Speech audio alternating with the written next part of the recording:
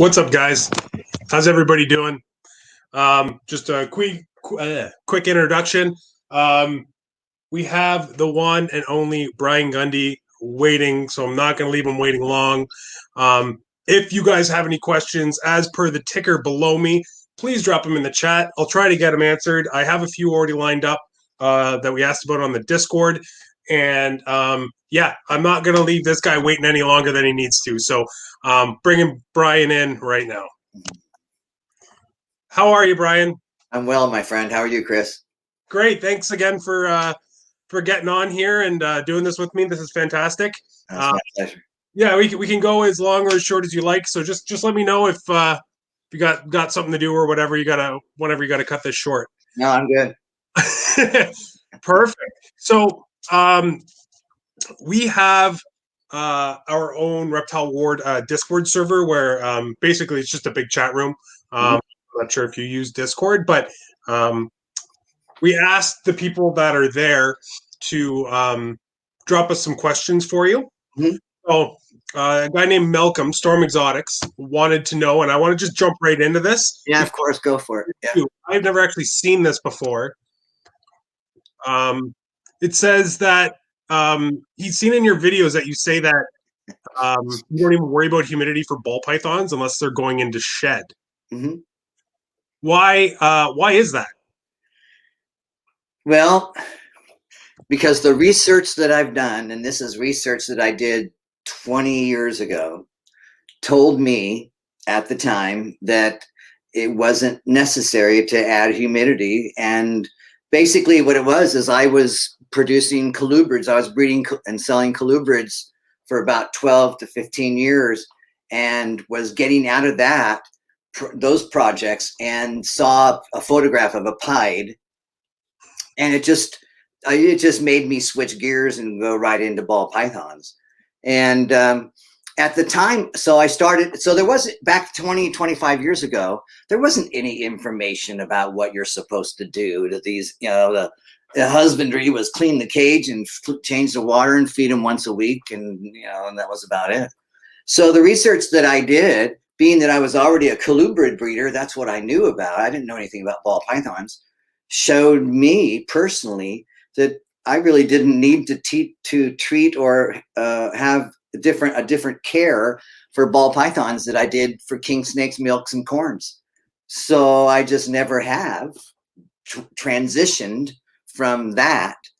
And I kept everything pretty much except for temperature the same as I've always had it. And I just switched gears. And again, the research that I did had no no strength at all on why I should go to the humidity site. So I've always thought, well, you know, I guess I just didn't go to school that day, or I went to a different school. But my school and my brain tells me there's no reason. The research is, if you do the research, figure out what your average annual humidity is in Ghana, Africa versus the Everglades. And then ask yourself the question, if the animals that come out of the Everglades, let's just say corn snakes, and you can include king snakes in that too. If they come out of, and they're living underground, remember these are subterrestrial animals. So to think that they're living in the trees, and so the humidity of Central America versus North Dakota is going to be totally different. But remember, you're creating your own microclimate. Mm-hmm. And when I say micro, I mean sub-micro. We're not talking about San Jose, California. We're talking about 2 feet by 1 feet inside of that snake's enclosure. Forget the idea that I live in the San Francisco Bay Area, so the humidity here must be just perfect so that I can have the animals without humidity. I don't have a humidifier. I've never had a humidifier. You guys have seen my videos. I have drawers full of shed skins that I hand out to the kids at their birthday parties. And so I'm looking back at this going, well, sure, if you want to use humidity, but I don't. So I don't. No one's ever explained to me why I should. And if, you know, especially if what you do works, don't fix it. Hey, yeah, if you've been doing it all this time and it's not giving you any problems, why switch now? Yeah, that goes for everything that you guys are doing and everything that you either learned or from somebody else through your own mistakes or whatever. If you're doing what you're doing and it works, don't fix it. Keep going. Keep it going. Don't worry about what the guy next door, because we're all doing it a little bit different, but we're all doing it pretty much the same. You're getting the big thing. We're all getting the big things right. And it's all about the basics. It's all about the basics. And I personally just don't think as humidity as a basic. I just think it's not, I won't say the word ridiculous, but I just did. But yeah, to me, it's just, I never have. So why would I change what I've been doing because that's what everybody else is doing? Nah. That doesn't make any sense to me. I have to figure it out. I have to logically figure it out before I'm going to change something. And somebody really has to show me where it's really something that I'm doing wrong with the animals. And at this point in time, no one has said anything. I mean, a lot of people in the chat are actually agreeing with you, saying they really don't do much for their humidity. And don't have an issue. And you know what's interesting, Chris, is that I love when I did this video a year or two ago, and I know I was stepping out on the limb, but I thought, you know what? I get phone calls every day from all over the country, all over this country anyway, and people saying, you know, I can't get my humidity up to 60%, and I can't get my and I just tell them, I'm sorry, you're talking to the wrong guy. I just don't know anything about it. I don't have any clue. I don't have any interest. During the shed, sure. During incubation, sure. 300 and other times per, no, I'm not. That doesn't make any. Yeah. So I understand the controversy, but I don't even think it was all that controversial. I think people were just genuinely curious, and I think that's where the question came from. Yeah. So, with me, it's all about if it works, don't fix it. And that's a perfect answer. And I'm sure a lot of people are going to be asking, hey, why didn't you let Brian introduce himself a little bit and tell people, guys, don't worry. I'm going to be asking Brian every question that he would have got to if he was given a little blurb about himself. So that was awesome. That was a really cool way to kick this off, because I've never heard anybody not worry about humidity at all with these animals. And the fact that it works for you is it's super cool, because it just strengthens and stresses that idea that not everybody has to keep these animals the exact perfect same way for them to thrive and do well and breed and eat. And so think of it this way. If your corn snake is subterrestrial, that means it's going to be under the ground. We're not talking arboreal, we're talking subterrestrial. If a subterrestrial snake lives in the Everglades and a subterrestrial snake lives in Ghana, the humidity level even comes down closer when you start thinking, what's the humidity level underground where they are? Why are we concerned about the humidity level out here when they live underground? So I don't see anybody doing any research on what's the humidity under the ground where these animals live. And maybe that would be fantastic information to know. Yeah, and it's one of those things that I don't think anybody really has ever bothered to go check, right? No. So, yeah. But like I said, the research that I've done, and I've been doing it for years and years and years, and it just never dawned on me, and still doesn't, that I should be concerned about humidity. It's just, the thought never even enters my mind. Yeah, it's a very neat idea, because obviously we know if they're maternally incubating, you've got to have humidity. Sure. If they're in a shed, you got to have humidity. But it's a corn snake. But genuinely, just like you said, what is the purpose of needing that humidity all the time? Exactly. I think a lot of people believe it has to do with the overall health of the animal, whether it could lead to a respiratory infection or this or that or another thing. But I don't know if anybody has any concrete proof or evidence that it's because of a lack of humidity, or if you're just not cleaning your cage enough, or if you're, you know what I mean? So I personally, my experience tells me that humidity is not the all thing that people make it to seem. You know, it's just not, there's a perception out there, but I don't really agree with the perception. It's just that's an awesome answer. I don't think anybody could ask for much better. So Storm Exotics, the one that asked the question, is actually in the chat, and he just wanted to say thank you for answering. That was a phenomenal question. We appreciate it. I got so many of the same question for you, Brian, and I don't know why. I had like 10 to 15 different people ask me this question in various forms. Okay. So it's kind of a few questions all in one, but the basic gist of it is, what got you started in the hobby, and when did you know that you wanted to work with these animals for your life? Like, sure. Did you have an actual point, or has it just been forever? It's been forever.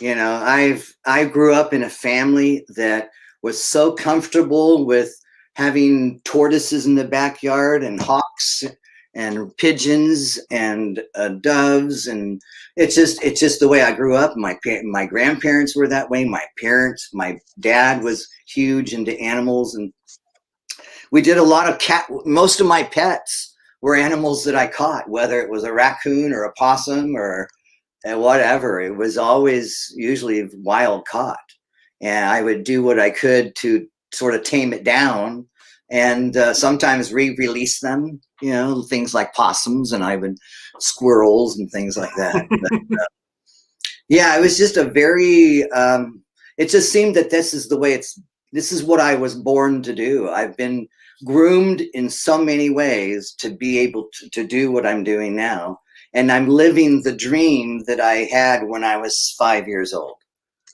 I mean, and you can't ask for much more than that, right? Like, that's... Yeah, I pinch myself all the time. I just do. I think everybody in this hobby, everybody watching, anybody that even owns one or two snakes is very fortunate that, you know, we live in a country or countries that allow us to do this and enjoy our hobby and you know, just straight out get joy out of this. It's phenomenal. I don't know what I do without my animals. Like, I couldn't even tell you what I do with my time. Yeah, if I wasn't doing this, it would be something else. You know, I'd be I would get more into fishing, or I'd get more into doing some. You know, if it's not going to be this, it'll be something else. It's just the way I am, And but it's just that I'm lucky enough to have found something that I just love. I love every aspect of it. And that's absolutely phenomenal. I mean, I think we're all very very fortunate to have you in the hobby. There's lots and lots of people out there that that credit you for a whole whack of stuff, whether it be inspiration or helping them out.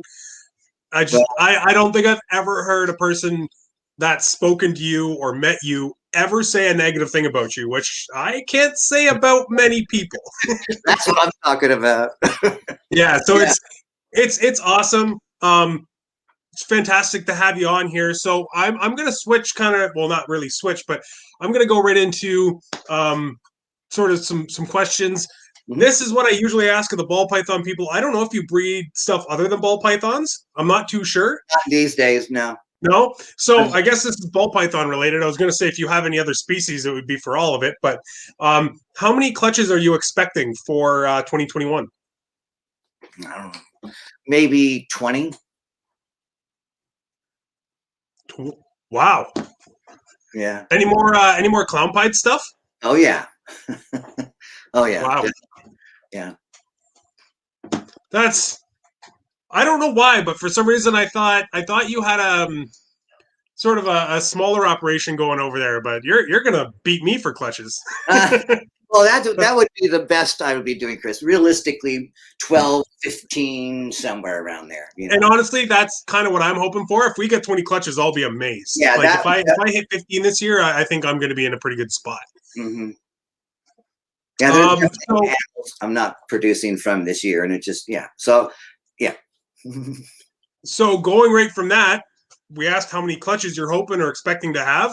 Mm-hmm. What do you expect to come out of them? What are you working on? What kind of projects are you in? Obviously, we just touched on clown pied, but what other stuff do you have coming down the pipeline? Right. Well, I'm trying to get gold blush into just about everything. So most of my pied clown stuff is going to gold blush females this year. So I'm going to be producing, some gold blush pastel fire Mojaves, double het pied clowns and stuff like that. And I'll be producing, hopefully, some more pastel leopard pied clowns. That would be cool. That's I mean, I don't know if you're aware, but clown pied is myself and Nick, who's my business partner, who isn't on these very often. He's a little more reserved and shy, but that's our dream animal. When I got into the hobby again, my big thing was clown. I always wanted as much clown as I could get. Like I probably have like 8 or 9 pastel clowns, like females, just kicking around here and at Nick's. And Nick's was pied right off the hop. Love pied. Sure. Yeah. So we're working on a lot of projects. We have Dream School stuff and like VPI, Axanthic clown stuff and hypo clown stuff. But the one animal that we refuse to buy is a clown pied. We want to make our first one. Yeah. And that's the way it's always been with me too. Some people in this business hobby community do really well from the business standpoint, but I've financially, sometimes can be a very struggling way to make a living. And so I haven't always had the $15,000 or $20,000 historically to purchase some of these really, epic animals. And so I've had to, when I wanted a pied, I had to buy het pieds, for $1,000 and then raise them up and then produce possible het pieds and then raise those up and breed them together and then finally make a pied and, and then, but yeah, it's all, to me, it's pied clown, pied clown, pied clown, pied clown. There's just, it starts and stops right there. And anything you can add to it will more power to you. But with me, it's really funny because generally, I know I just said I had like 11 of them or 7 or whatever it is. Generally, I'm not a huge fan of pastel in clown because one of my favorite things about clown is the head, right? Mm-hmm. But for some reason, when you then put pastel in the clown pied, phenomenal. So yeah. And so, yeah, that's a great project. And I'm going to start putting orange dream to that project. And, and more leopard stuff. And yeah, I love leopards, so I don't blame you there. We have so much of it, and I can't get enough. yeah, yeah. I wish I had more, but I'm one of these guys that I'll wait in a project until I get the best looking enchi I've ever seen somewhere, and that's the snake I want to bring into my colony. And if it's not the best looking enchi, that's just I'm not really interested in it. I want the best looking I can find, and that's important. A lot of people don't take the time to realize that you shouldn't just be buying animals because they're the morph you want. Yeah, no. You should always wait until you find one that it's what you think is the best. Mm-hmm. Thanks, babe. Can you bring my wallet? Sorry. But I completely agree with you. It's really hard passing up on an animal you really, really want that you finally find because you go, it's not actually quite what I was looking for. But sure, it's a necessary evil. It's something you got to do. Thanks, babe. Yeah.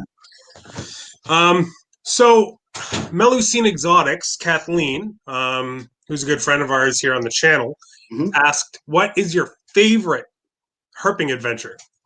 Oh gosh, ever taken? And this is kind of strange, but my most rewarding herping adventure was when I found a bobcat, and I was able to walk right up to the bobcat and videotape it from about 10 feet away. And the video's on YouTube, so check it out. Wow. And like I said, and I was in an area where I do great, usually catching some beautiful animals, but that day it was all about the bobcat. And it's one of those things it's definitely going to be in the high end of stuff that I've done, that it was so just with nature, That's incredible. Like that's something I couldn't even ever imagine experiencing. I love I love like wild, like large cats and stuff like that. I don't know if you've ever watched any of these that I do, but we have many. I have a purebred Maine Coon. Oh, you do? Oh, wow. Yeah, and then we have 3 other rescue cats, and they all, they're awesome. But those big cats, like I'd love to see a lynx in person. I'd love to. I've worked with mountain lions and cheetahs and African lions and wolves and stuff like that. It's just been great. Especially the lions. I worked with a 6-month-old African lion one time that had cut its leg open running through a plate glass window. And so when the lion was in the animal hospital that I used to work, I was a vet tech for 9 years. And so this lion was at this animal hospital that I used to work at. And after hours, I actually went back to the animal hospital and let the lion go. Oh. And got down on my hands and knees and wrestled with the lion. And this animal was chewing on my head. It was sending shivers down my spine. But it was one of the best things, to be able to even tell you this story, is it's working with lions are great. I've only ever had the pleasure of like beyond like a zoo or something kind of visit. Yeah. When I went to college to be a police officer, I very quickly decided I didn't want to do that with my life. But I still decided to go through the college program just to, have some college education that I could put on my resume and do that. So yeah, I graduated, but it was in a town up here called Brantford, and there was a privately funded zoo called the Kilman Zoo. And I mean, it wasn't the best zoo. A lot of people had some issues with it, but they, they bred their tigers and lions and stuff like that to have their own animals there and not have to keep bringing them in. Yeah. And anytime they had a cub, they would bring the cub to the school to let, the students interact with it and warm it up to people. And that was like the closest I've ever been to anything wild or crazy like that. And these things were tiny. They were like, oh yeah, sure, a few weeks old or months old or whatever. So very cool. But we're populating quite a few questions in the chat here. Okay. if you had to choose, what do you find more rewarding, producing beautiful babies and breeding, or the education side of things? More rewarding. I would have to say the breeding. Yeah. Yeah. You know, there's this, it's to me, it's like Christmas every time a baby comes out of an egg. And especially if I'm trying to produce something that I have never even seen before, you know, and I don't even know what I'm looking for. And then I'll just be totally surprised when the babies are coming out. But but it's a close second with the programs that I do because I love doing the programs. I just did one yesterday, that was. Now, are you doing educational shows in person again yet, or are they virtual? I did it yesterday. Yeah, at a That's private fantastic. school in just about 30 miles south of San Francisco, and I've done programs for them in years past, and they've continued to stay open during COVID, and called me up, and I said, sure, let's do it. And for an hour, we all had a good time yesterday. That's phenomenal. And it was interesting because I was able to, just before the program started, and all the kids are wearing masks and I'm wearing a mask and stuff, and the teachers weren't even there. So I'm talking to the kids and I said, and they don't know me from Adam. And so I'm asking them, so how are you guys doing? How is it wearing a mask every day? And these were only probably 10-year-old kids, like 8-year-old kids, something like that. And they seemed to be just doing just fine. The masks didn't bother them. They're used to them. But these kids were getting education in person. And, but yeah, it was a great time. Always is. That's amazing. You guys in the States there are opening up a lot more than we are. Everything up here is still locked up tight. Nobody's doing anything. So California is pretty well locked up, but I think some of the other states are opening up. So Mindy from Timeless Morphs asked, she said, I have a young herper in training. What's some advice for her so she enjoys herping even when she might not find something every time? So when you're herping, it's a good idea to not only herp, but to what I call critter hunt. And so when I'm out herping, not only are my eyes on the ground, but my eyes are in the trees, and my eyes are also up in the air. I'm also, a lot of people don't know this, but I'm also a falconer. So when I'm hiking, which is almost every single day, I'm back and forth from looking up and looking down. So I'm sorry, but that's really cool. I just had to say it. That is the coolest thing I've ever heard. Sorry, keep going. So yeah, flip everything. Flip everything you can possibly flip. Do not destroy anything. Always put the thing that you flipped back in the same place, and you'll be able to come back from, in years. And even flipping it once a week, you'll be able to come back for years and find animals. Mm-hmm. So it's when I'm out hiking, it's whatever, any animal I can see. It's a red-tailed hawk, if it's a pileated woodpecker or a salamander or a mountain king snake. To me, it's all encompassing. It's not one more than the other, although the herping side is definitely a passion, where the other stuff is just it just sort of happens, I guess. That's very fair. Somebody just said, when you said you were a falconer, Chris's face looked like he just won the lottery. Yeah, I saw that. I don't know what it is about falconry, but it's so cool to me because I don't think it's something I could ever do, but like just the idea of it just seems it's so simple, it's so easy, and it doesn't take it's just commitment to the bird, and every day, feeding it twice a day. It's a marriage. It's commitment to the bird. And but that bird, once it starts to lose the fear factor and lose that fear, then you have a really interesting animal that will let you do just about anything to it. That's amazing. Having a red-tailed hawk or a great horned owl standing on your arm is just one of the most. It's just a great experience. It's just amazing. Aurora Exotics would like to know, does Brian have any advice for folks interested in starting to do educational programs and how they would prepare? Yeah, I would do call me up. That's probably the best way to start. My phone number is 408-981-6694.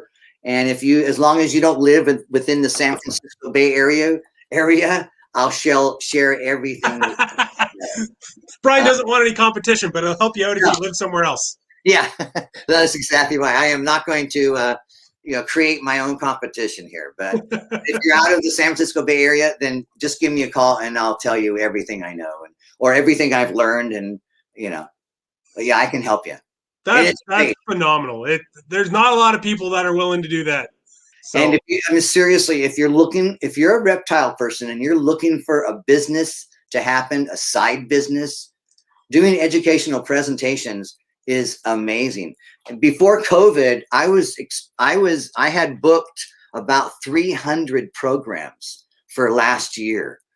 And so we're doing about 300 programs a year. We'll see how the years continue. But so I'm just saying it's 1 hour of my time sharing my passion with kids and adults that either also share that passion, or some that are scared to death, and it's that transition going from scared to death to, oh, this is really a nice animal.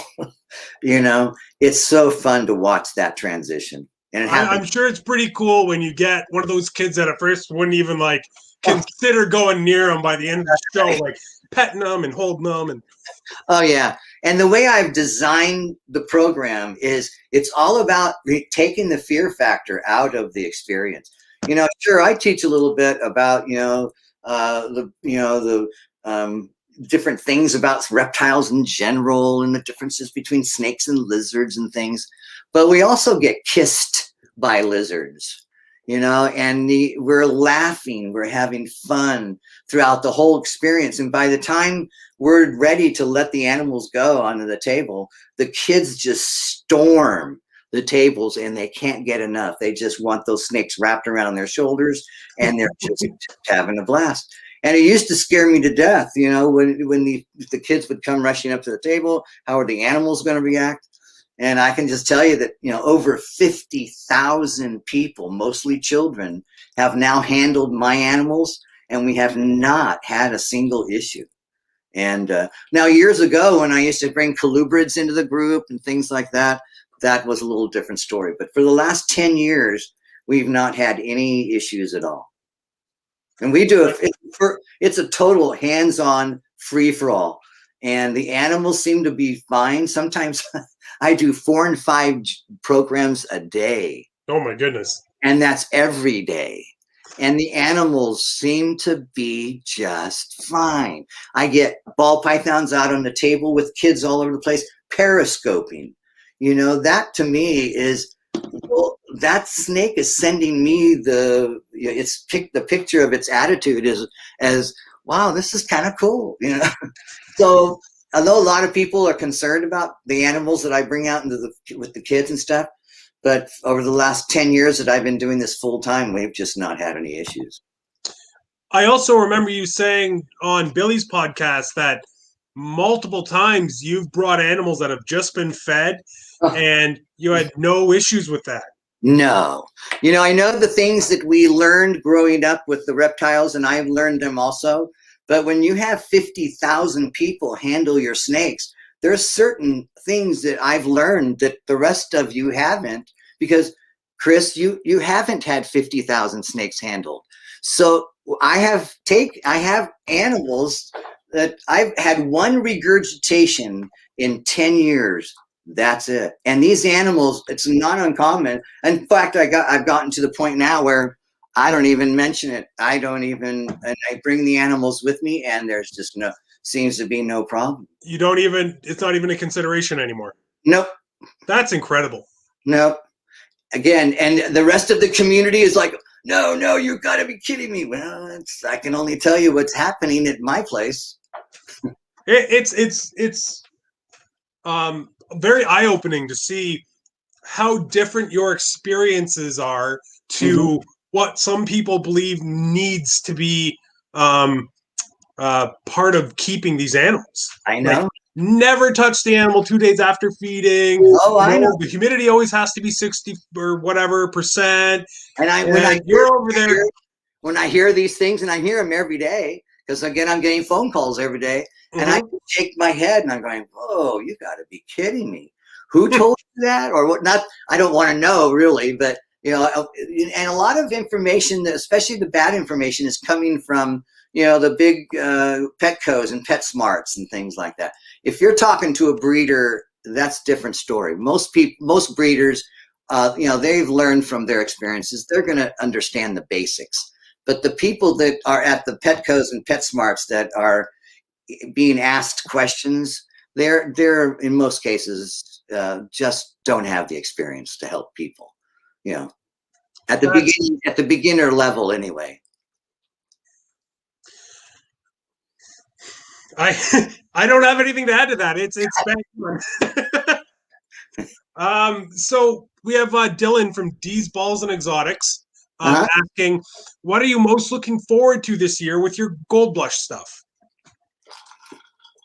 Really putting it into the Pied and Clown project. I've got 3 or 4 girls out there right now that have been locking up with my pastel leopard clown het pied. So I'm going to be hopefully producing some pastel leopard. Let's see what else. Gold Blush, fire stuff, and then just work on bringing that stuff back into the projects, so I can just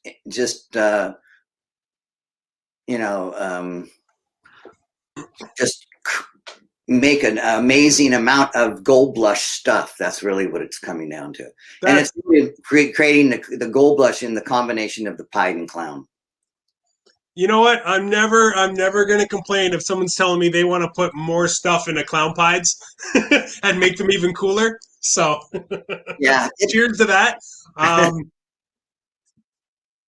Oh man, I just had a question. I lost it. So let's go to, we had one more question in here. Oh, so I know you've been doing this for a long, long time, but do you have any like concrete goals for your collection and your breeding projects for the next, like, say, 3 to 5 years? Nope. You know, I'm getting to the point in my life. I'm 68 years old. So I'm getting to the point right now, then rather than to, I don't know, create goals that I may or may not, see the end of, I'm trying to keep my goals more realistic and working within the projects that I have. I'm probably not going to be buying any snakes in the near future. And so I'm just, it's all with me. It's all about building what I have. And, it's, if you go out into my snake room, if I were to tag the animals that were related, I would say probably 80% of the animals in my collection were born right here. So a lot of my collection consists of holdbacks that I've produced, and that's what's fun about what I'm doing, because I'm working with different lines and families. I'm doing some inbreeding and some outcrossing and things like that.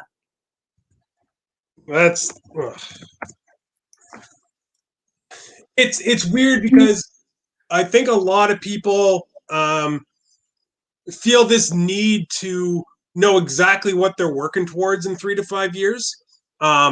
Because this question actually comes up a lot. Hey, what are you working on this year? What are you working on next year? I have a couple females I'm growing up right now that are just powerful, powerful females. But I'll tell you right now, what I planned for them when I bought them is not going to be what they end up going to exactly when they're ready. So I find these 3 to 5 year, like, I kind of give myself loose guidelines, but I can't really make any real goals, because one new animal in your collection can change your entire plan. It can change everything. Sure, and so can a death. Exactly, yes.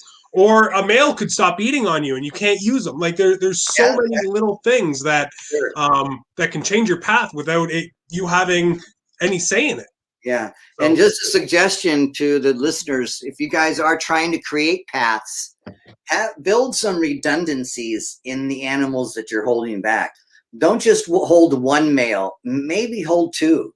And don't just hold one female, maybe three. And especially it depends on the projects that you're working on.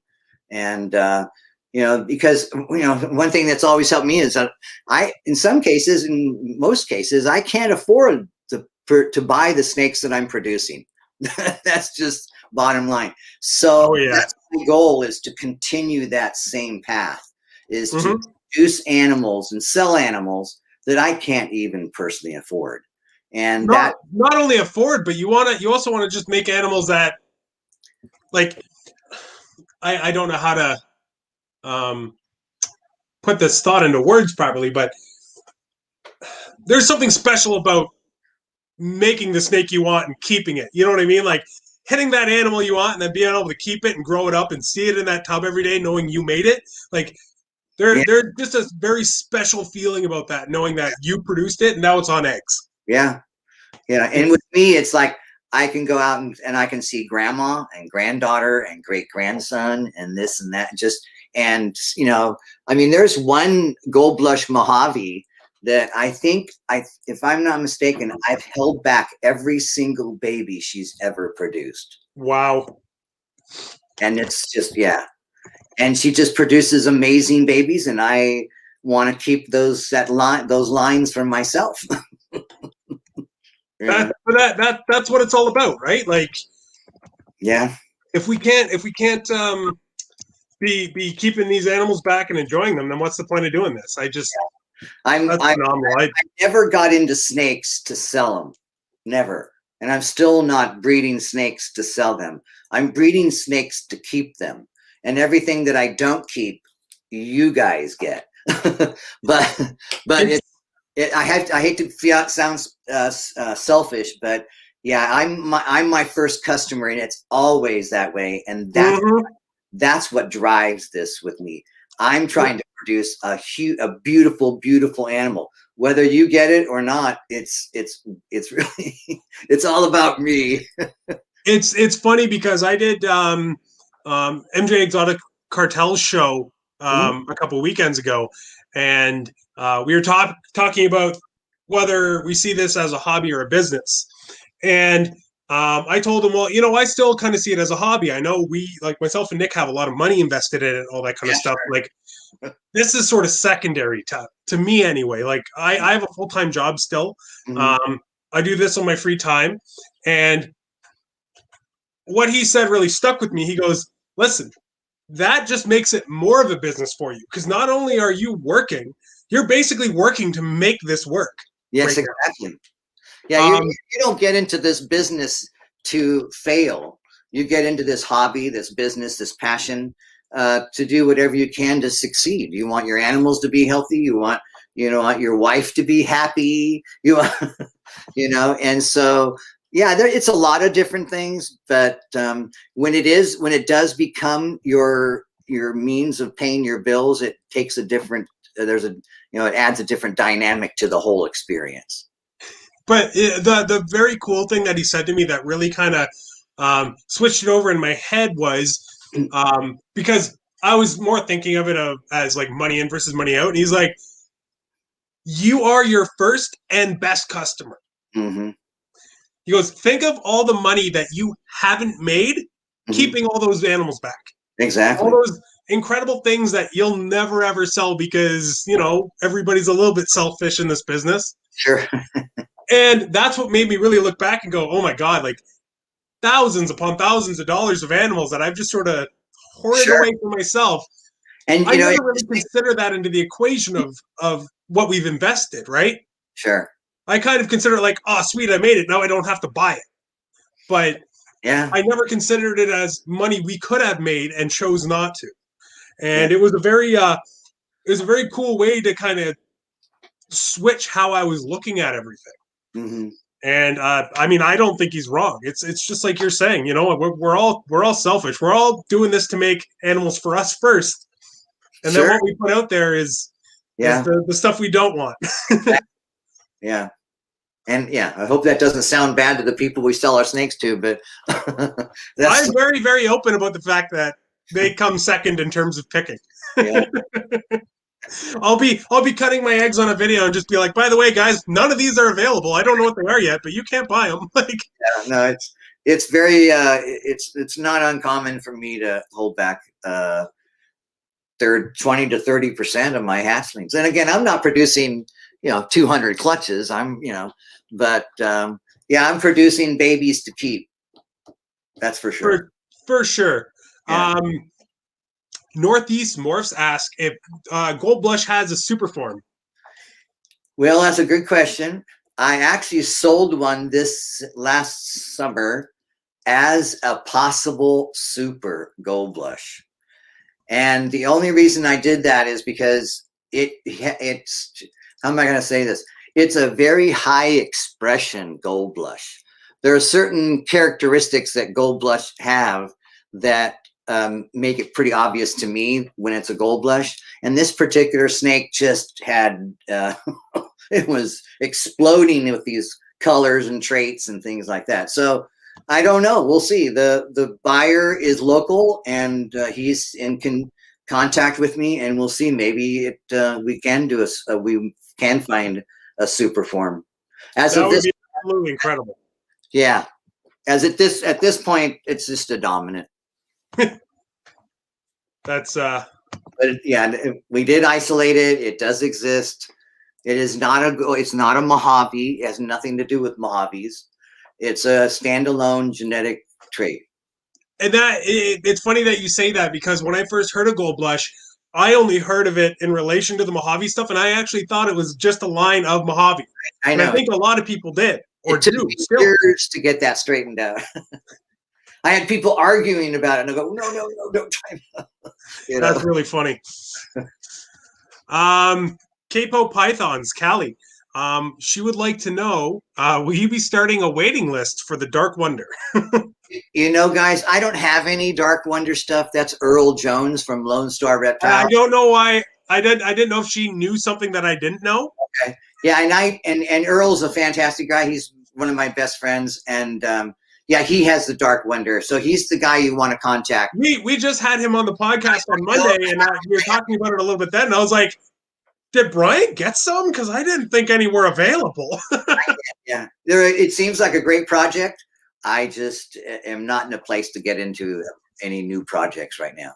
And that's fair. Now, I know I just remembered it. I missed a question a while back when we were talking about other genes to get into the Clown Pie project. And somebody actually asked if you have any plans to get any other recessive into that project. I probably won't.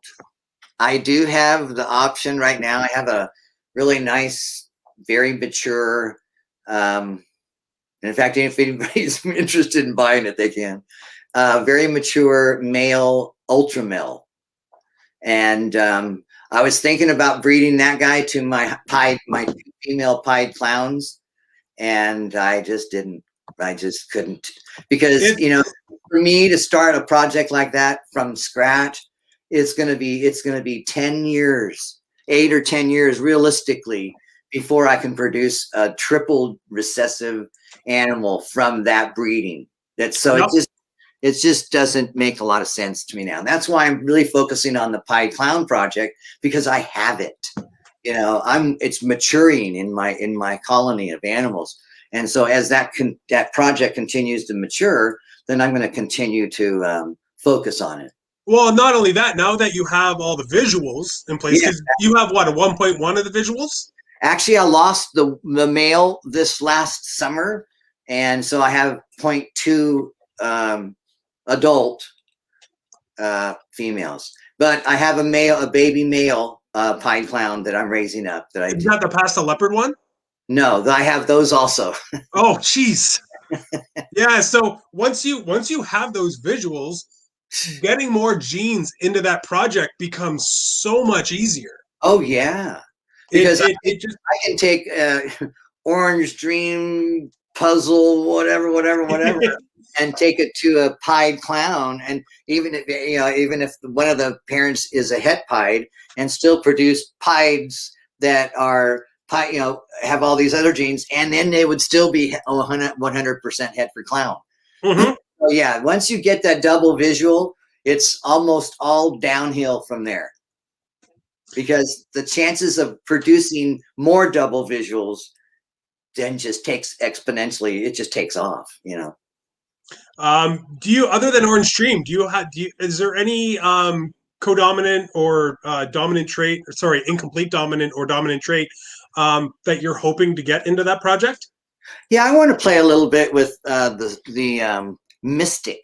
I have a line of mystics that are very reduced pattern, just so totally reduced pattern, and so I'm going to be I'm actually trying to get the pastel leopard clown het pied into the mystic side of things. So that's a different direction. So that might, and it's a gold blush mystic. So that's going to help. Oh, wow. Going to take it even to another level.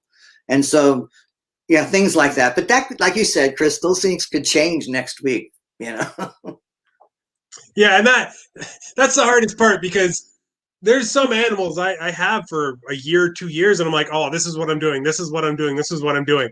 Sure. And all of a sudden, the right animal comes along. Like recently, we picked up a stranger het clown male. He's a pastel leopard stranger, probably yellow belly het clown male. Wow. Which is an animal I didn't think I'd be able to afford or get my hands on for probably 5 to 6 years, if ever. Right.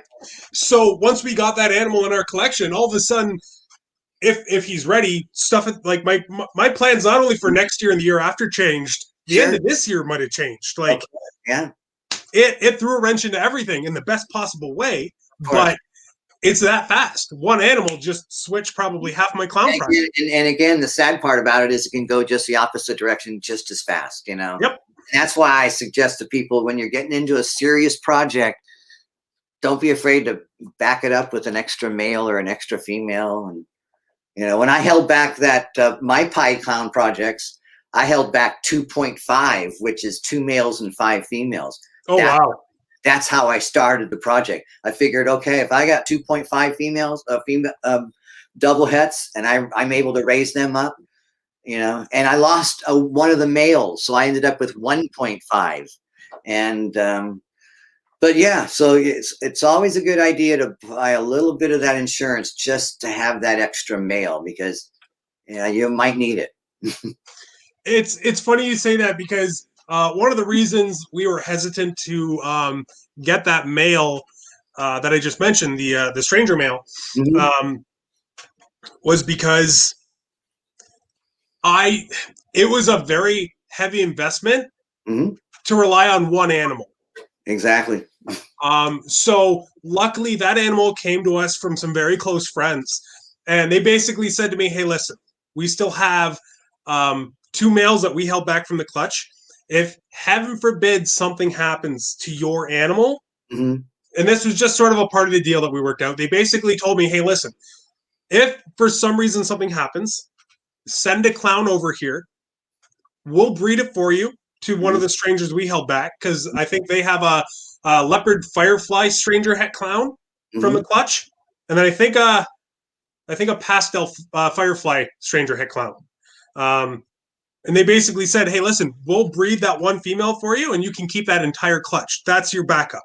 Well, that's great customer service, isn't it? And it immediately, you're 100% right. It was fantastic. I couldn't believe they offered it, but it immediately took all that weight off my shoulders, because I know if heaven forbid something were to happen to that male, at least I can get a clutch out of it. And, I could get unlucky and there could be no strangers in the entire clutch, but at least I have some backup. Most investments don't have any. So it was just very nice of them to offer, and it made the decision a little easier. Yeah. I have a motto that if I ever have a customer complaint, that customer can pretty much have whatever he wants. You know, I've made deals where I've gotten onto the phone with a customer. They're concerned about something, and I'll just say, you know what? I just want you to know off the top that I'm on your side. I'm going to be your advocate, and I'm going to make you as happy. I'm going to, whatever the issue is, we're going to turn this around and make this the best thing that's ever happened to you, or whatever, you know. And customer service is so important, because just because you're a snake breeder doesn't mean you're a good business person. Doesn't mean you have good social skills, you know, Yep. or whatever. But Well, and I think that's one part of this hobby that even though like you're aware of it when you get in, because obviously if you're going to breed snakes, you're going to have to sell them at some point. I sure. think a lot of people heavily overlook. There is a whole business side to this that you now have to deal with, balancing your books and, you know, money in versus money out. And if you're one of those kinds of people that do payment plans, you got to manage all of those. And what do you do if somebody owes you money and they don't pay it? Like, it's a whole other side. Oh yeah, you better. Um, And it's a very time consuming side of it also, or can oh be. yeah. So Dylan McNeil would like to know what has been your biggest hardship to go through, and what precautions do you wish you took or could have taken to help lessen the impact of that hardship? That's a great question. That's an amazing question. And there's only one that comes to mind, and it's a doozy. Um, some of you might remember I had this huge 5,500 gram normal a few years ago, and I was changing her cage, and I had actually put her onto a stack of rat chow, 50-pound bags of rat chow that I had stored in the snake room. And while she was on the chow, she was just kind of cruising around behind one of my hatchling racks. Well, what I didn't know was when she was cruising around behind it, is that she actually dislodged the probe. Oh no. And I went and pulled her back from the back of the rack, this hatchling rack, thinking nothing of it, and put her back in her tub. Well, the next day, morning or whatever, I went back in the snake room. The snake room was about 110 degrees, and that rack of babies were dead. Oh no. All cooked, and they were all holdbacks. The Oh whole man. and so yeah, so it taught me at that point in time. I can honestly say I almost, you know, threw in the flag, because it was just so emotionally depressing that, you know, the mistake that I had made had actually killed 30 animals. And I had to deal with their, you know, their carcasses and all of that. And some of these animals were just like dream animals, you know. And so that would have to be the one and only real serious hardship. And Now that's terrible, and I can't even imagine how you got through the other side of that. But there's a big part of this hobby that is what's the word I'm looking for? Prevention, essentially. mhm. And I noticed a lot of people don't regularly check their racks, and I'm not sure why. I probably go through my racks once a week to make sure, you know, the heating plates are still intact. They're still on. I haven't knocked one or bumped one. Mhm. That the probes are in place. I Mhm. check temps, you know, probably 4 or 5 places on each rack just to ensure that there's nothing too hot or way too cold. Um, And and one yeah, if way to you do all ever, that too is when you're checking all that, check your snake. You know, if that snake feels hot to the touch, there's a reason for that, and it's probably not a good one. And if yeah, it, and that's a big thing. If anything ever feels hot to us, yeah, it's hot. yeah, You because need to fix it. our core body temperature is 98 degrees. That's what 8 degrees more than we incubate the eggs at. So Mm-hmm. it's you know, it's a very sensitive area. But you know, if the snake feels too warm, it is. If it's feeling too cold, it's probably too cold. It should Mm-hmm. feel somewhat lukewarm to the touch, and that's what I go. I mean, I sure I have a temp gun and I'm checking stuff almost every day. but it's really the temperature of the snake that I'm looking for. And that, you know what, it's so important. Yeah. I actually, the reason I brought that up is I actually, while I was rearranging my snake room recently, I flipped the side that the plugs come out on this rack just so I could get it a little closer to the wall, because a lot of people put their the power bar on the back of the ARS rack, but it sticks off the wall too far, and I didn't like that, so I moved it to the one side. Right. And I noticed that one of my levels, the ground was completely off. I could have caused a fire that not only would have killed all my animals, possibly me and my wife as well, and our cats. Like, it's so important to check these things, not only for your animal's sake, but your own safety. Yeah, it's huge. When you know, now that you've mentioned fire, I actually had a fire one time. It burned my garage down and all my animals that were in it. So yeah, that was up there also. But the worst thing that's ever happened to me was killing those snakes. And there's something to be said about when it's something that's unavoidable that just happened versus something that you had control of. Of course. You know, if I had been a more experienced snake breeder, I would have checked back there to make sure that wouldn't have happened. And obviously, I'm very ultra sensitive to that possibility of happening now, but sure. And that's what, you know, the longer you do this, the more you learn. You know? And unfortunately, some of the most important knowledge only comes with sacrifice. You know, I tell people all the time, I'm a graduate of the College of Hard Knocks. And, that's the best college I've ever gone to. It's the one that teaches me the best and the easiest, but it's sometimes the more the toughest one to go to too. And it's the truth. And everybody in this hobby is gonna have to be prepared to face some of these hardships at some point. Sure. Yeah. Keeping animals like this, oh yeah, especially in larger numbers, you're gonna come across some sort of an issue. Nobody's ever gonna have their collection be perfect for the entire time they have their animals. Unfortunately. Yep. So yeah, unfortunately, you know, you're gonna go through some stuff, and honestly, the best thing to do is listen to stuff like this. That kind of advice that you just gave, like, it's so important. Yeah, that's why. I can't imagine how many people have their snake sort of get out of their hand while they're cleaning and get to the back of the rack, and they have to go, oh, I'll come back, right? And they never even think about it. Sure, it happens daily. So it's huge. It's very, very important. Yeah. And that's why I always preach that, you know, the location of your probe, being that it must be making intimate contact with the heat source, is so important, because if it's not, your setup is incorrect, and it's an accident waiting to happen. And I can tell you, because I lost 30 snakes.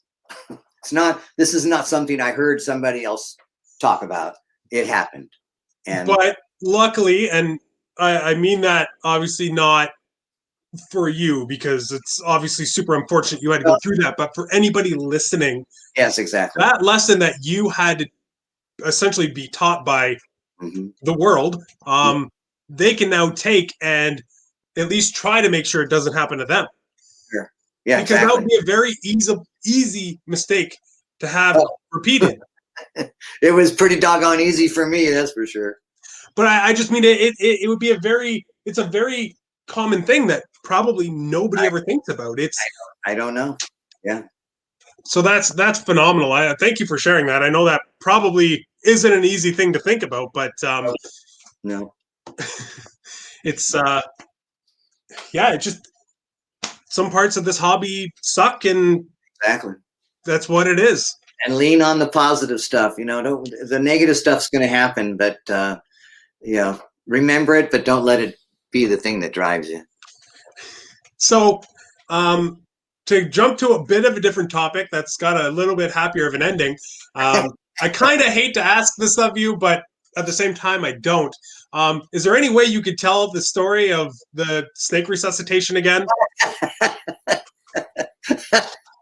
Sure. Just in case anybody missed it, because it was probably one of the coolest stories that relates to this hobby that I've ever heard in my entire life. So Zach, this is interesting. I found this the other day, and you guys can probably find this online. And I don't know if you can see. Yeah, here we go.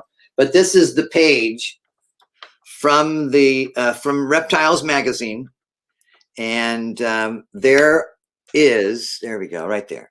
There is the mega band California king snake that killed and ate the Sinaloan milk snake, and there's the Sinaloan milk snake. And getting this photograph for this article was even a story on its own. And I don't know if you want me to go into that, but yeah. So what happened was I lived in a house where some people had just moved into the neighborhood, and it was a different location from where I'm at now. And they had heard that I had snakes. So the woman brought her 4 children over and asked if I could show them and give them a tour of my snake facility. And it was in the garage. And I said, yeah, sure. Come on over and we'll check them out. And so I'm out in the garage, giving them the tour of the snake breeding area. And and remember now, at that time I was doing colubrids. I think I had 1 ball python. It was just a normal. But I was really focused on colubrids. And so when she came over, she noticed that each snake was in its own compartment, each their own tub and cage. And she asked the question, she goes, well, how come these snakes are all separated?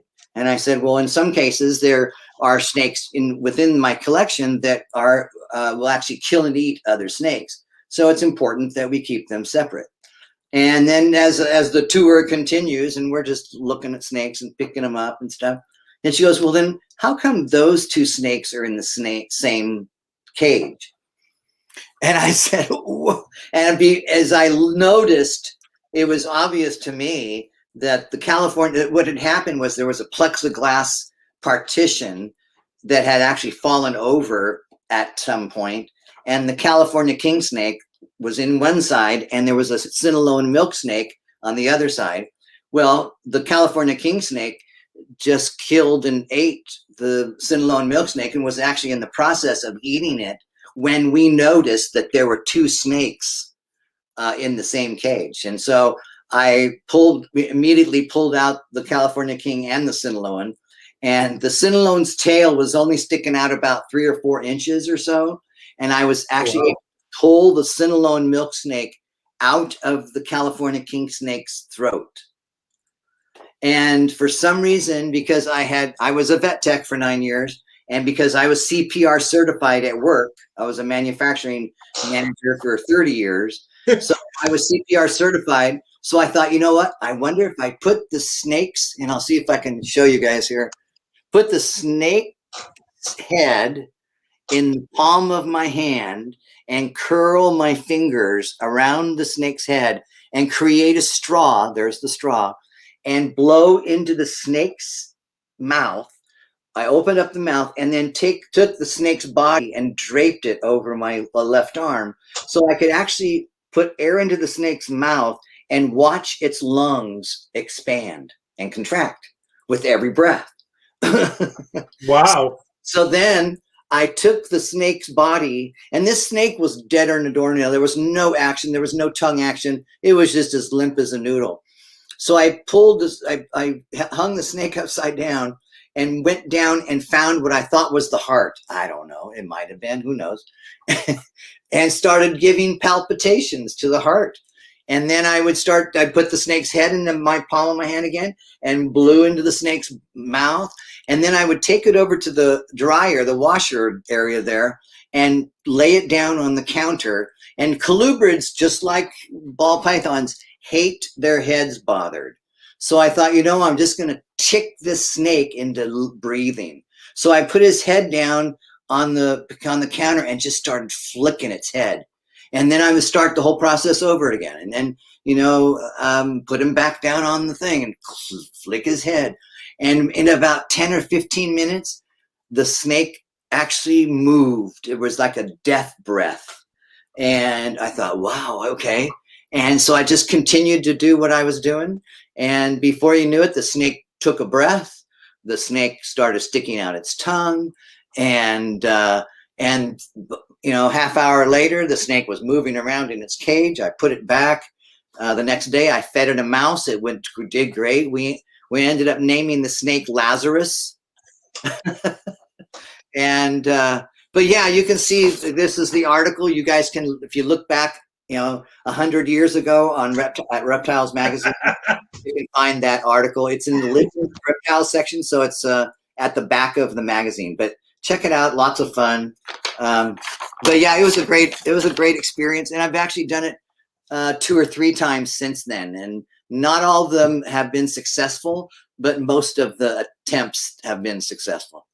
That's so cool. That's such a neat idea. I can't even imagine thinking that. Like the fact that you had the wherewithal to think to do it, never mind it actually working. And I have no idea where that came from. It was, I was telling someone a while back, is when the snake that had been eaten, I had just paid $70 for that snake, and this 20-something years ago. So $70 was a big purchase of a snake back then, and I wasn't going to lose no $70 on a snake trying to eat my other snake, so I just took it as a challenge, and it was able, I got lucky. That's so cool. Jumping back into the questions, Brian, Kayla at Marvel Balls UK, sorry Kayla, wants to know, what is your dream place to go herping? Anywhere there are mountain king snakes. Yeah, I'm a huge mountain king snake guy, and it's funny because I've been snake hunting in the herping in the San Francisco Bay Area 60 years or more, and not until 3 or 4, maybe 5 years ago, I had never seen a mountain king snake. And now I'm lucky enough that I can go to one place, and in the course of the last 4 or 5 years, maybe, I have found 5 of them. So it's to me, it's just a gorgeous animal. It's really, it's such an experience to find one in the wild. It's just, And then the San Francisco garter is a close second. I was just about to ask about that. Yeah. Yeah, those animals are amazing. I didn't believe it was real the first time I saw a picture of one. Yeah, just unbelievable. And when you're actually looking at them in person, it's just amazing. It's almost like a brain freeze, because you can't believe that those colors are actually there on that living animal, and you're able to see it right there and watch it breathe and take pictures and video, and yeah, it's great. Chad from Richie's Recessives would like to know if you've ever been to Australia. I have. One of my favorite places. My wife and I went there on our honeymoon. What so cool. And we spent, I think, 19 days there. We went everywhere. We went to Cairns. We went to Sydney. We went to Alice Springs. But our favorite place was Broome, up in the northwestern part of the country. It was amazing up there. Australia is easily like top 3 dream places to visit. I've never had the pleasure yet. Hopefully at some point soon. Sure. Yeah, maybe not soon with the COVID stuff, but at some point in my life, I would love to go. Yeah. The wife and I are planning to go to Japan once all this dies down. Yeah, she's been twice. I've never been. So I don't know anything about Japan. She just wants me to go with her, so I'm going. It'll be great. You guys will have a blast. I'm just hoping there's some cool stuff I can go look for. I don't even know what I could go look for out there. But. Do you know who Lou Boyer is? No. He's a pilot. He flies 747s, and I'm sure other things too. And he travels all over the world, but he spends a lot of time in the Japan, Vietnam, Thailand area, I guess. And he has a channel on YouTube where he just will go there and finds, and it'll be part of his daily flight schedule. And he'll take a day to go out herping, and he finds some of the most amazing stuff. That's super cool. I'll have to look that up. And yeah, Lou Boyer, It's this 747 something is his channel. I'll find it. It's a lot of fun. Sel from House of Gaia wants to know if you have any non-reptile related pets. Well, a lot of people are surprised to hear this, that snakes are not my favorite animal. They're just not. The dog is my favorite animal. And it's not even a close second. Dogs to me are like, it's almost a spiritual thing. I don't know how to explain it, but there's just a connection I have with dogs that just, I love them. That's awesome. I mean, I love dogs too. People assume I don't like dogs because we have the cats. That's not true at all. I love dogs. I want a dog so bad, but unfortunately where we live right now just isn't conducive. And I don't want to have a dog in like an apartment building that only gets to go outside when it needs to go pee. You know what I mean? Like I want to be able to have a yard and all that kind of stuff. We had 2 golden retrievers, a brother and a sister, until last year, and we lost them both in the same year. Oh, but that's too bad. They were fantastic. And I just, to me, it's dogs are like the top of the animal chain. David would like to know, do you ever see yourself getting out of the business of selling snakes and just keeping them as a pet? If so, what ball python would you keep? No, for this first Are you crazy? Yeah, as long as I can physically do this, and believe me, I had heart surgery and all sorts of stuff, and I'm still out there cleaning, years ago, still cleaning cages. So yeah, I'll be doing this till I physically can't. And what was the rest of the question? If you had to keep one, like out of what you have right now, if you had to keep one just as a pet, which would it be? It's always going to be the same answer. Pied. There's no second place. Yeah, it's pied. Definitely. That's awesome. You can't really go wrong with just a classic pied. Like, yeah, or you know, I got so many people into this hobby. Mm-hmm. Yeah. Good answer. Good answer. I don't know. Do you have any other stories you want to tell? I don't want to keep you too late tonight. So yeah, I actually have one that you guys might enjoy, and I'm trying to think of which one I want to tell you. About probably about 40 years ago, maybe, yeah, thereabouts, I was hiking through the woods up in the Sierras in California, and there were where I was, there were these cabins, and the cabins were a couple hundred feet apart from each other, and some of them had these wooden decks on at the top of these cabins.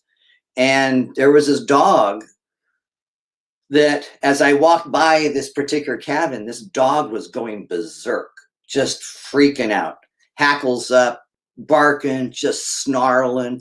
And it was all directed toward me because I was evidently a little too close to the cabin.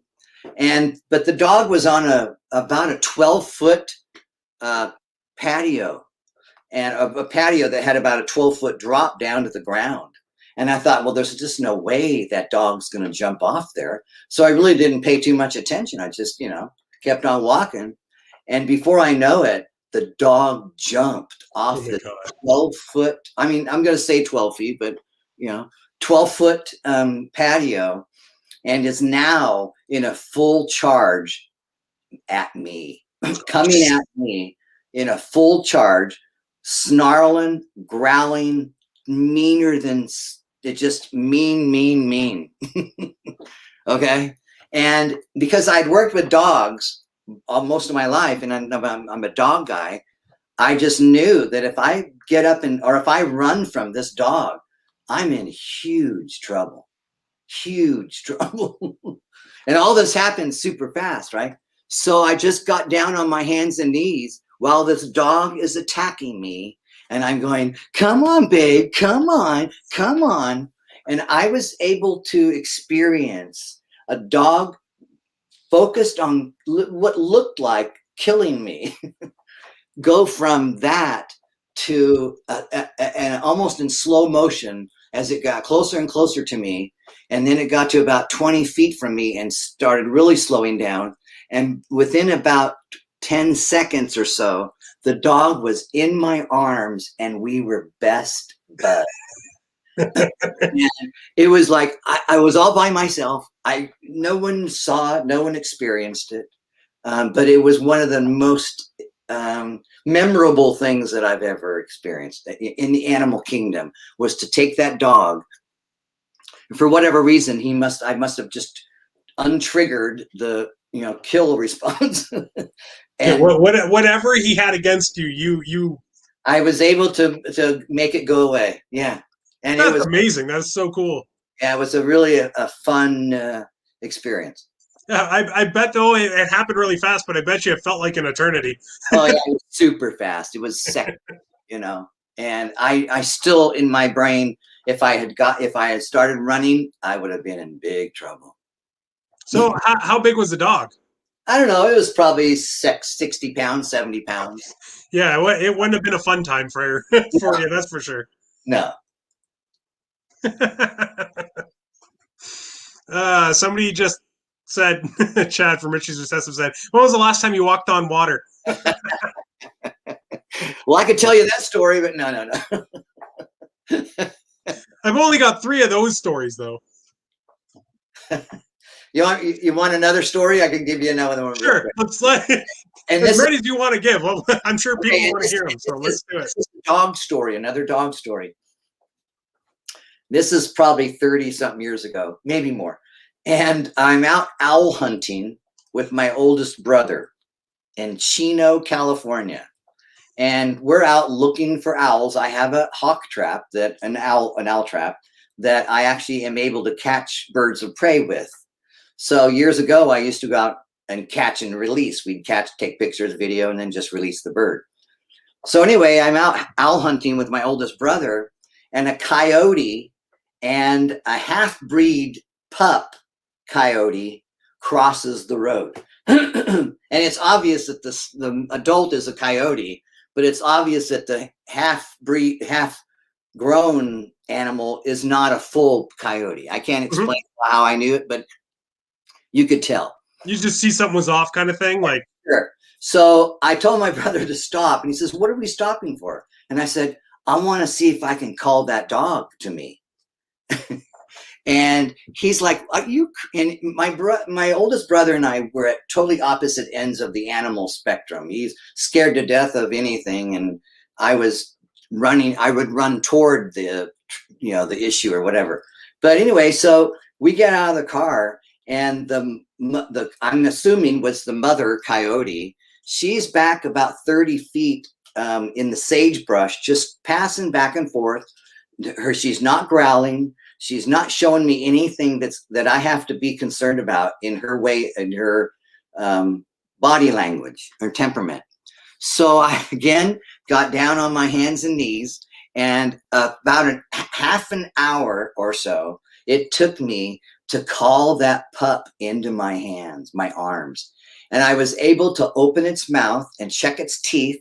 I knew that it was less than 6 months old because its canines were still deciduous. They hadn't dropped out yet. And I'm holding on to that half-breed coyote pup. And I'm looking at my brother, and he's just freaking out. And I'm going, I want to take this dog home. And that's the way it was with me. I just had all my pets were wild caught, most of them. And then he says, no. And I started thinking more about it. And I thought, you know what? There's just no way. And so I just let it go. But that was another amazing experience to be able to. And that time I had a witness, my brother. But to call a pup like that and to see the coyote, and again, the coyote wasn't freaking out. Her hackles weren't up, but the pup, it was wagging its tail and snarling, and the hackles were up at the same time. It was like going through this emotional, decision where, part of me is I can sense something about people, and the other part was like it was very cautious, I wonder if that coyote had been impregnated by like a domestic sure dog of some kind. Yeah, my dad used to have a coyote when he was growing up, and they actually had a litter of 12 pups, and the pups were a German Shepherd Coyote cross. Oh, wow. Yeah, she had 12 puppies. That's wild. Yeah, that's every story you tell, Brian, is like somebody's once in a lifetime. Like, this is the story they tell everybody every time they do something, and you have just a list of them. It's crazy. Alrighty, well, we're rolling into about an hour and a half here. So, if you have anything else you want to say, if you have another story you want to tell, feel free. I think you guys have probably heard enough of me tonight. But basically, you know what? I just, on behalf of everybody watching and myself, back to the selfish thing, mostly myself. I wanted to thank you for coming on. This has been incredible. I really, really appreciate you giving me some of your time tonight and giving it to everybody else that was watching. So thank you so much, Brian. Thank you, Chris. Have a great one, bud. You too. So I'm just going to throw you off here, just go over some dates for some future stuff, and we're going to end it. So thanks again, Brian. Bye, everyone. Take care. All right, guys. How amazing was that? That was super, super cool. Yokai Reptiles, I completely agree. That guy I could just listen to him tell stories constantly. It was incredible. But I'm not going to keep you guys too much longer. Just wanted to go over a couple things really quick. Next week, we potentially have a very, very special guest, but it hasn't 100% been locked down yet. I wanted to be able to announce it now, but to make these things happen, unfortunately, sometimes we got to make some sacrifices. So we'll be announcing that on Instagram as soon as I find out for sure. But then the week after that, we're going to have a very, very special episode, and it's going to be me and Nick. And I'm actually going to be interviewing Nick so people can get to know him. And the really cool thing about this episode is it's actually going to be on Nick's birthday. We're supposed to have a surprise egg cutting for you guys that day. We have one egg in the incubator, but we're a couple weeks off, and it's looking like the egg might not make it. We'll see what happens. If we think it might be okay to cut, we'll still try. And if we don't, we don't. But yeah, we have a very, very special episode with Nick coming up. If any of you have never met Nick before, he's the sweetest guy in the world. Very, very nice human being. And I think this will be the perfect opportunity to kind of coax some words out of him because he doesn't talk too much. So hopefully when it's just him and I, we can actually get him talking and let you guys find out why he's the other half of the reptile ward. So, yeah, we have a couple more guests lined up after that, but again, nothing in concrete yet, so I can't really announce it. But just wanted to thank all you guys. This was fantastic. I know this was it's probably the shortest episode yet, but again, I didn't want to burden Brian with asking him to stick around for 3 hours as much as I would have loved to. But thank you, everybody. I appreciate you hanging out with us, spending your Friday night here. And yeah, hope you guys all have a good weekend. And I am going to go watch this video back almost as soon as it's uploaded. Yeah, most of that, I was just internally freaking out and not even processing what he was saying, which is why I was stumbling over my words a little bit. But yeah, thanks again, everybody. Hope. And there is one more thing. I don't know what the day is yet, but Antoine and myself are actually going to be starting a monthly YouTube live show, probably separate from the Friday Night Lives. And as soon as we have a date for that, we'll announce it on Instagram. Thanks, guys.